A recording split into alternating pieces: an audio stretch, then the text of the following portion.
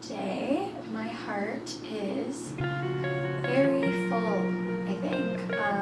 It feels like it's not constricted. I was kind of nervous that I was feeling the way that I used to feel for a momentary second. You know, the more we talk about it, the more it's kind of just like striking a chord. But I think last night I kind of went to sleep not feeling special. Last night it was kind of just like a weird reminder that I'm alone. But then I woke up today and I love being alone. We want to find, you know, love and acceptance in other people. And I think that it's so weird, but even like something as baseless as Valentine's Day can sometimes, you know, have that weird effect on you. I feel like I'm kind of being able to breathe. I kind of let go of like that feeling from last night because I'm sharing. I feel like my most authentic self when I'm doing things that aren't self-serving.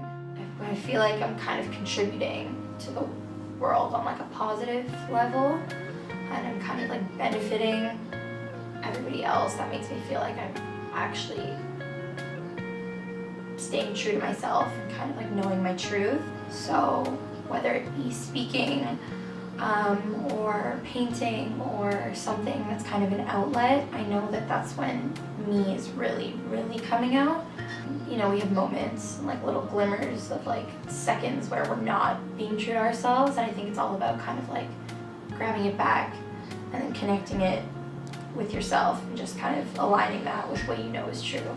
You know, being able to have a positive impact just on anybody, just with me speaking words that might not even be important to anybody else but me.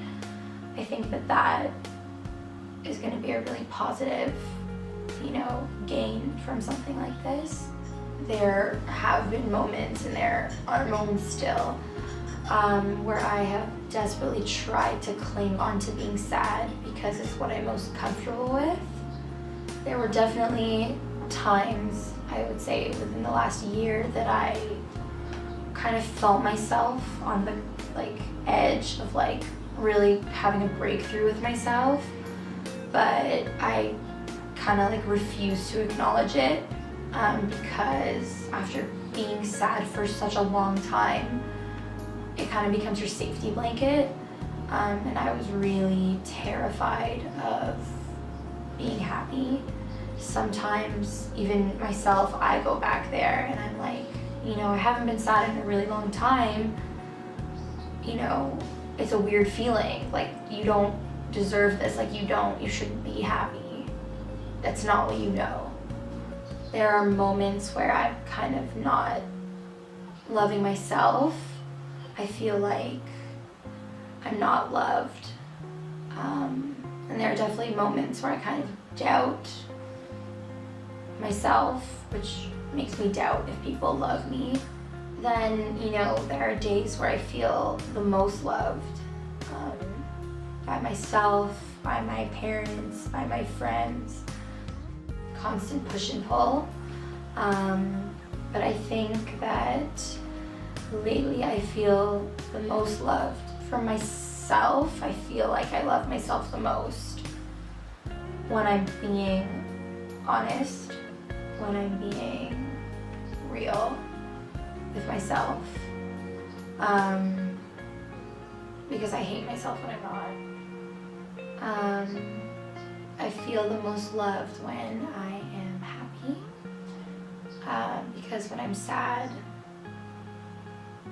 I don't love me.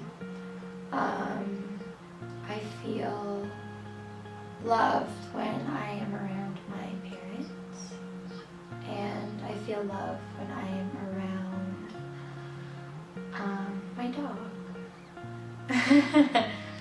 The most important relationship in my life, I think I have two. I feel like my mom and my dad are kind of like an extension of each other. So it can't just be my dad and it can't just be my mom. It kind of has to be an equal pull for different reasons. I think like my dad has always kind of been my #1 fan, for sure. He's always kind of cheered me on and really pushed me. Like even when I was younger, like he'd like have us doing like the multiplication tables, like day in, day out.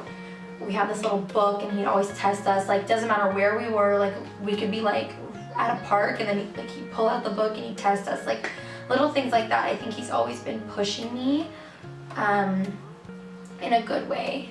And I think that he was very understanding when I took a step back from school, which was so important because you crave understanding from your parents.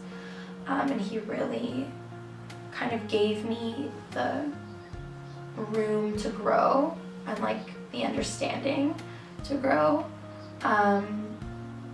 And my mom for just going through a lot and still being able to go through everything that I'm going through with me, which means the world to me. She's like the strongest person I know, but she's also very fragile, and I think that that's where I get that from too, and I wouldn't change that for anything. So that's why those two relationships are very important to me. But I do feel that I'm beautiful, and even on days where I don't feel beautiful, but I do feel, at least now, like I am beautiful. I'm stuck on a lot of thoughts right now, I'm sorry. Yeah, no, I feel really beautiful, and it's taken me a while to get there. There have been so many ups and downs, and days where I couldn't even look in the mirror, or days where I kind of looked in the mirror and I was my biggest critic. And I'm still my biggest critic, but I think that,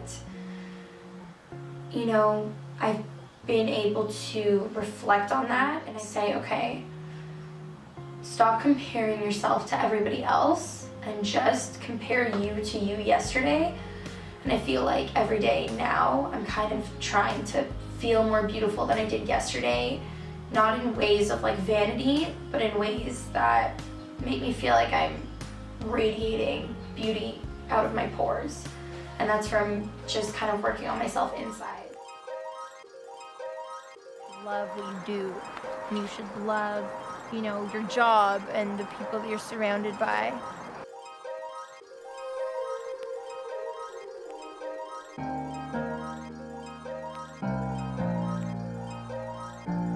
I always think about what's my purpose, do I have one?